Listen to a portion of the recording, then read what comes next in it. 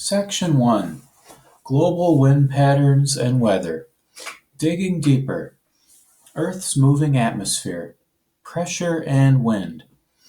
The data you examined in the Investigate showed you that the amount of solar radiation received at Earth's surface is not the same everywhere. Generally, the polar regions receive less radiant energy from the sun than regions at the equator. You also saw that the range in air temperature at Earth's surface is less at the equator than at the poles.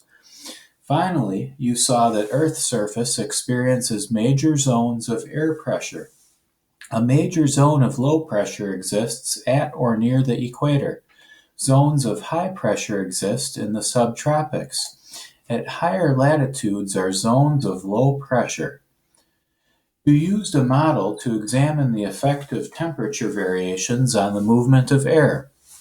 In the model, the ice water cooled the air above it.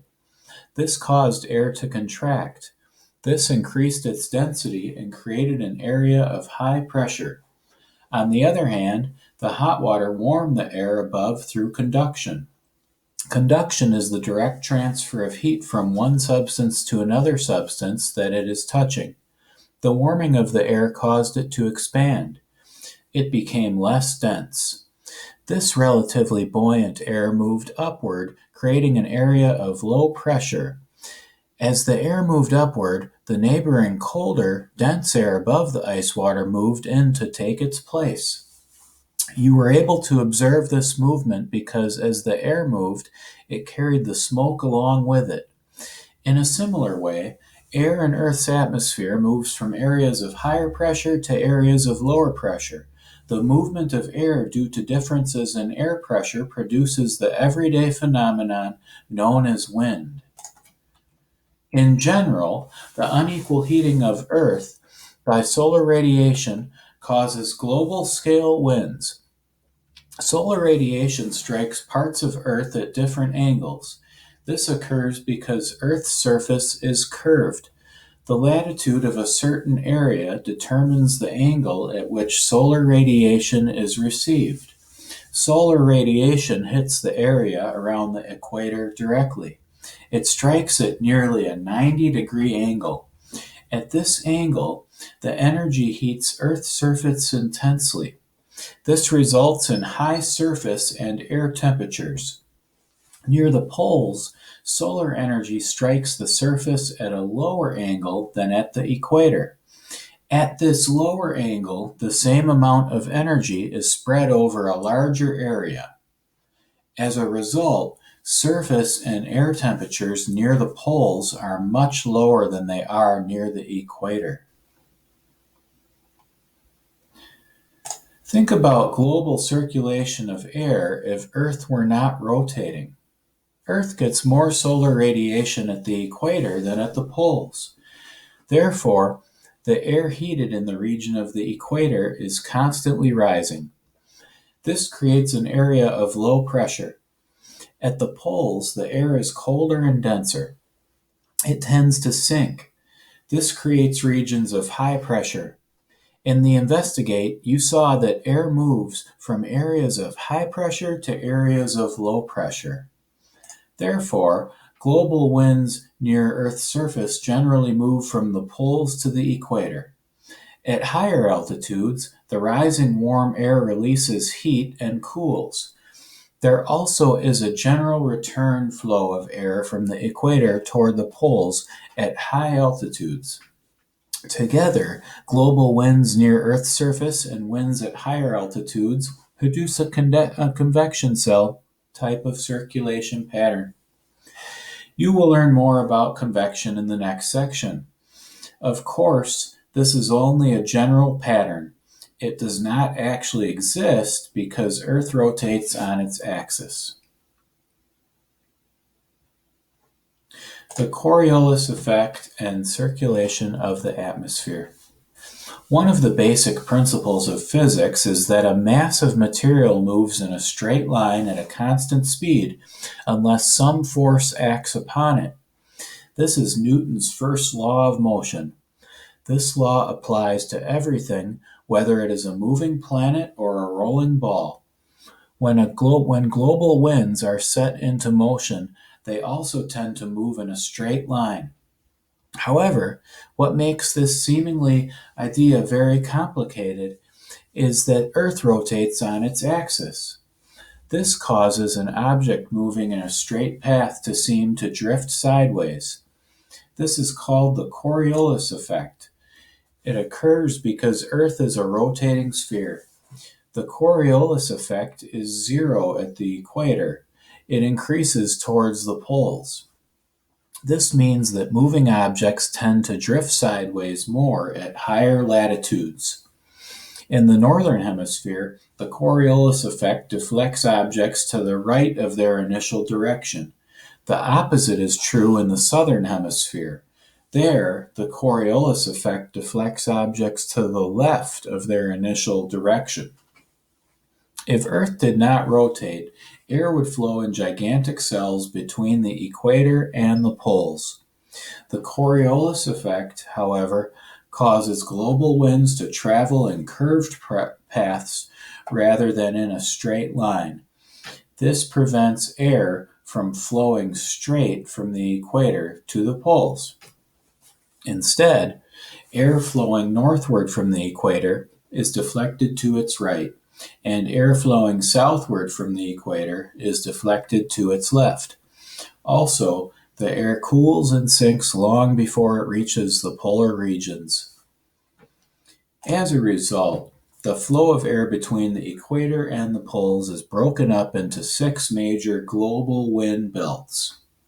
These are atmospheric convection cells on a global scale. Global wind belts play an important role in the overall Earth system. They divide the Earth into zones. Each zone has specific temperature and precipitation characteristics.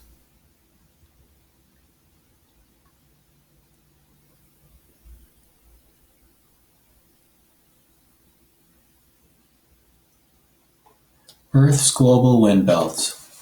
Near the equator, solar radiation heats the surface strongly.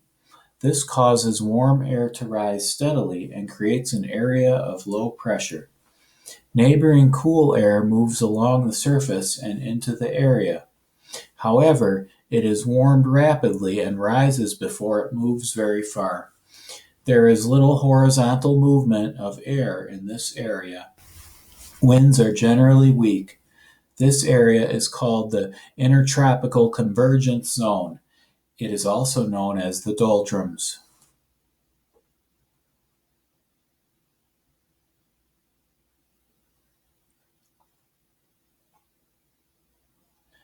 The Intertropical Convergence Zone varies across time and space. The sun shines more directly on the northern hemisphere for part of the year. This is what causes it to be summer in the northern hemisphere. It shines more directly on the southern hemisphere for another part of the year. This is what causes it to be summer in the southern hemisphere. The sun shines directly over the equator in September and March. The Intertropical Convergence Zone forms due to direct solar radiation. It moves south and north of the equator as the path of direct solar radiation varies with the changing seasons. Air in the Intertropical Convergence Zone rises to a height of about 16 kilometers into the atmosphere. Below this altitude, atmospheric temperatures decrease with height, but at 16 kilometers, atmospheric temperatures begin to increase with height. This relationship prevents the rising air from mixing with the air above due to their difference in densities. Instead, the air spreads outward toward both the North Pole and the South Pole. This moving air veers off course as a result of the Coriolis effect, flowing east in both hemispheres. At about 30 degrees north and south latitudes, the air has cooled. It has increased in density. Here, it stops moving towards the poles and sinks. As a result, high pressure and calm air dominates the regions near 30 degrees north and south latitudes. These are called the horse latitudes. When cold air over the horse latitude sinks, it creates a region of high pressure. This causes surface winds in both the northern and southern hemispheres to blow toward the equator. The equator is a region of low pressure. The winds that blow toward the equator along Earth's surface are turned west by the Coriolis effect. As a result, winds in the northern hemisphere between 30 degrees north latitude and the equator generally blow from the northeast. In the southern hemisphere between 30 degrees south latitude and the equator, the winds blow from the southeast. These steady easterly winds are called the trade winds. The low-latitude atmospheric convection cells that circulate from the equator to 30 degrees north and south latitudes are called Hadley cells. Air that sinks over the horse latitudes can also blow away from the equator. This creates winds in the mid-latitudes that blow along Earth's surface and toward the poles. These winds are turned toward the east by the Coriolis effect. Because they blow from the west to the east, they are called the prevailing westerlies. They blow generally from the southwest between 30 and 60 degrees north latitudes and from the northwest between 30 degrees and 60 degrees south latitudes. As these winds flow, they are warmed by the Earth's surface. When they reach about 60 degrees north and south latitudes, air rises again and moves back towards the equator. At the 30-degree north and south latitudes, the air sinks and the process starts anew. The atmospheric convection cells that circulate between about 30 degrees to 60 degrees north and south latitudes are called Ferrel cells.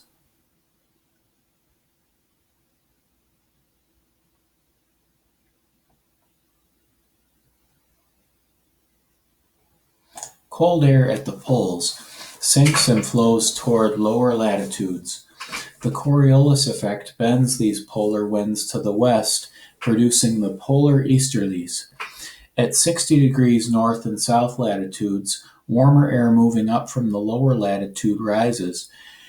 When the polar easterlies collide with the warmer air, they are forced to rise as well. The polar region atmospheric convection cells that circulate above 60 degrees north and south latitudes are called polar cells. Earth's global wind belts create global patterns of airflow. Together, they play an important role in regulating Earth's thermal energy. Huge convection cells circulate air through the atmosphere. They transport colder air to warmer areas and warmer air to colder areas. The end result is the transfer of thermal energy from tropical regions. This is the area where the input of solar energy is greatest. The thermal energy is transferred toward the poles. This is where solar input is least. High altitude winds. The jet stream is a current of fast-moving air in the upper atmosphere. Jet streams are narrow bands of high-speed winds. They flow at around 12 kilometers above the surface of Earth. The surface winds average between 20 and 30 kilometers per hour. The jet stream speeds average 300 kilometers per hour. However, they can reach over 500 kilometers per hour. They circle for thousands of kilometers around Earth. They are only a few hundred kilometers wide and often less than a few kilometers thick. They flow from west to east, the same direction in which Earth rotates.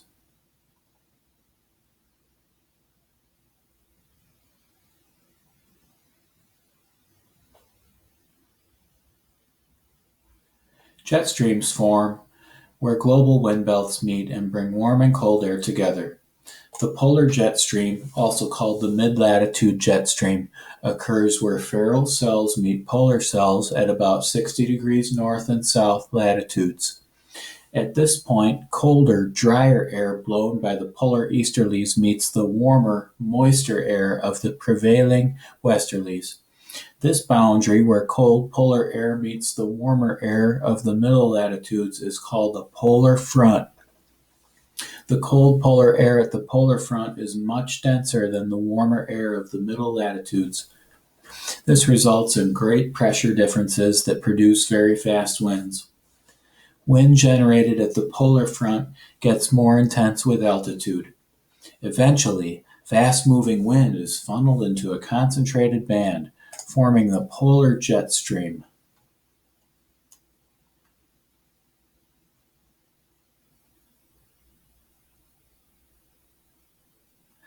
Earth's weather is strongly influenced by atmospheric conditions and events that occur along the polar front. It is here that large-scale weather systems form.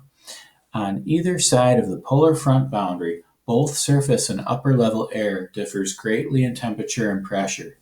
This is why large-scale systems form. Changes in temperature cause the polar jet streams to vary over time and space.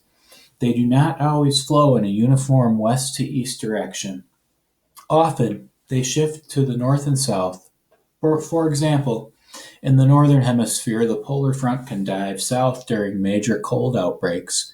Consequently, the polar jet stream also dives south. Jet streams also follow the sun. As the sun's elevation increases each day in the spring and into the summer, the polar jet stream shifts north in the northern hemisphere and south in the southern hemisphere. As autumn approaches and the sun's elevation decreases, the jet streams move south and north.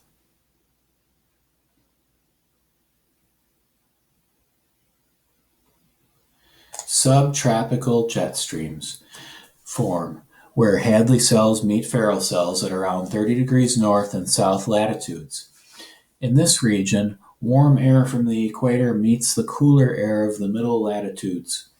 Unlike polar jet streams, the subtropical jet streams do not vary much in speed or position.